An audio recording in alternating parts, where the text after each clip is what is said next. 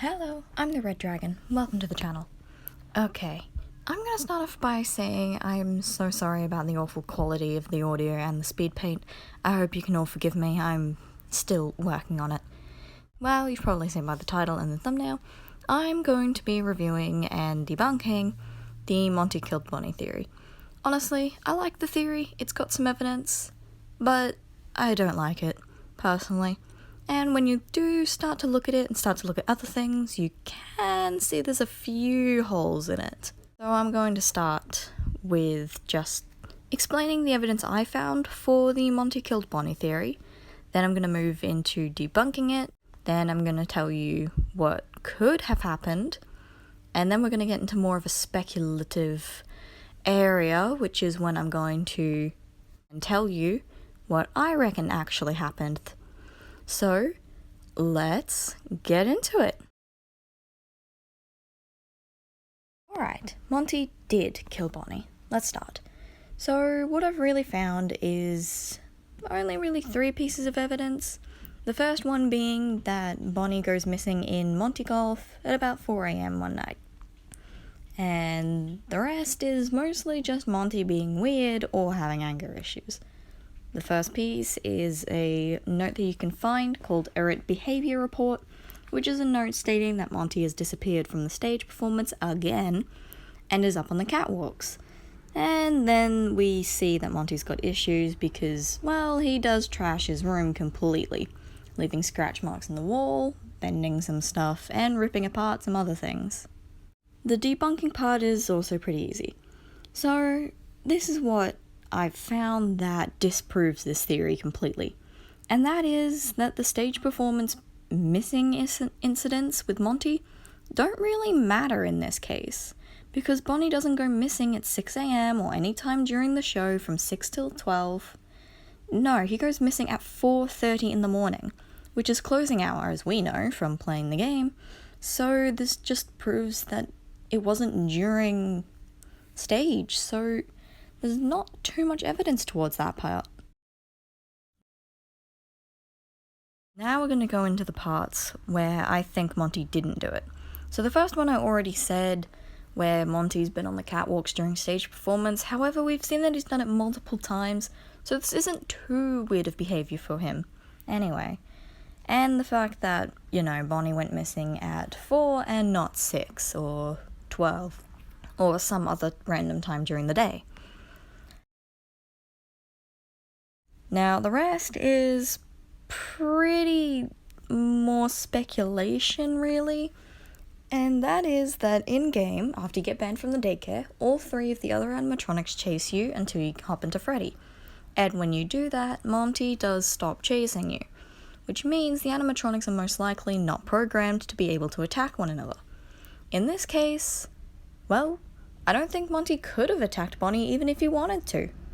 Alright, now this is more of a common sense part, but if Monty did kill Bonnie, if this did happen and he was an aggressive animatronic, why was his log not looked at, found, and then he be dismantled, destroyed, whatever? If he was found to be Bonnie's killer, why was none of this done? Well, it's common sense. But the fact that he went from probably just being a golfer to now being the bass player in the band means they probably had plans for him well before this, including the fact they already made changes the minute Bonnie disappeared, in the note titled Understudy. This part is just me trying to bring some more light in now. If Monty didn't kill Bonnie, then who did? Well, I know that some people I know at least don't really think of Vanessa or Vanny. So could it not have been them? I mean, Vanny's definitely got the tools to do so. She's pretty good at hunting, people, and animatronics aren't too hard to find, especially if she's got that level 4 security access.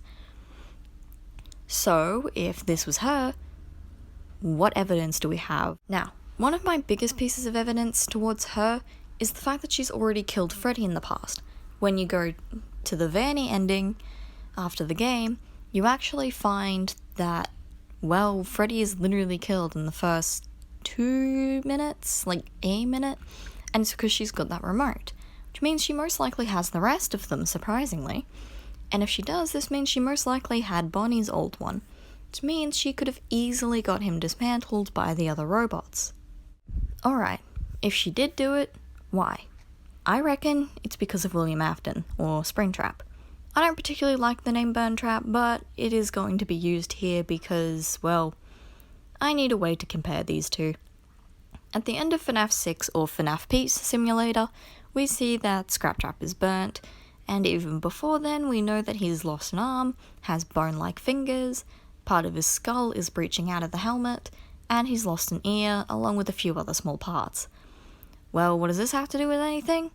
Well, because Burn Trap in the newest Security Breach game is actually, well, mostly fully built, including metal fingers, a new arm, a new piece of his skull helmet, and an extra part of an ear.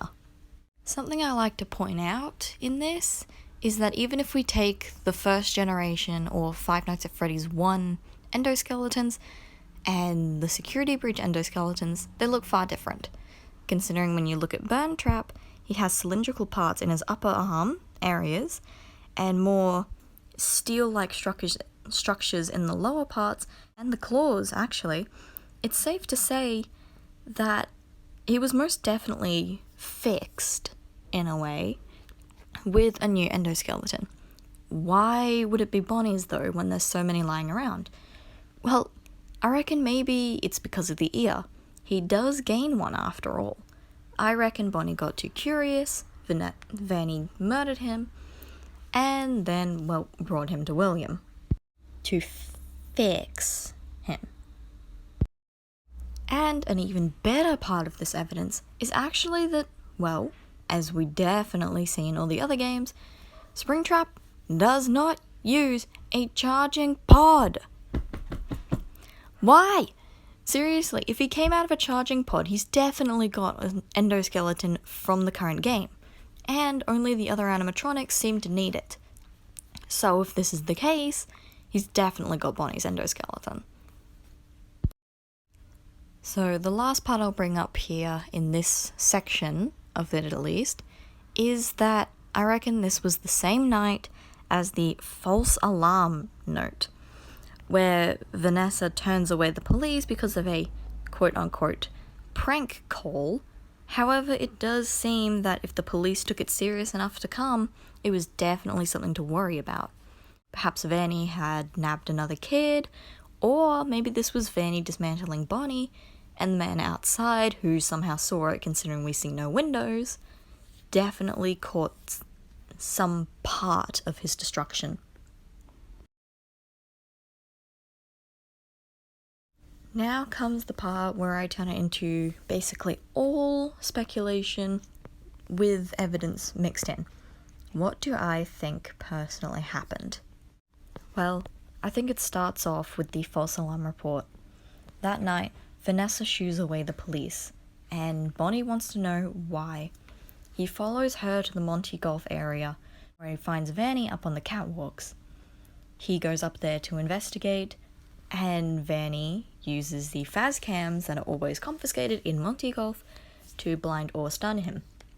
This could or could not have worked depending on if he had sunglasses, much like Monty does. However, after a while, she decides that enough is enough, takes him somewhere, probably higher in the catwalks or to a more secluded spot, and she dismantles him. After she's done such a horrific thing, William decides that he wants the parts for himself. So she takes the old elevator, which at the time may have gone both ways, and she was the reason why it can only go one now. And she replaces William, as disgusting as that must have been. And after the elevator breaks one last time, she leaves the rest of Bonnie's endoskeleton or parts somewhere in a back room or literally just lying around the place. Then what does this have to do with Monty? I reckon he must have maybe seen something, or he got curious as to why Bonnie was in his area, went up onto the catwalks, but couldn't find anything. Well, that's all from me. If I do end up being wrong, well, I'll accept it, but I won't fully accept it. Anyway, I hope you enjoyed it. I'm so sorry for the quality again. I am still working on it. And this will not be my last video. So, if you liked it, please like. If you want to see more of me, subscribe. And if you want to see when I next upload, hit that awesome bell. Anyway, have an excellent day or night, evening or morning. I will see you all again some other time. Goodbye, Red Dragons.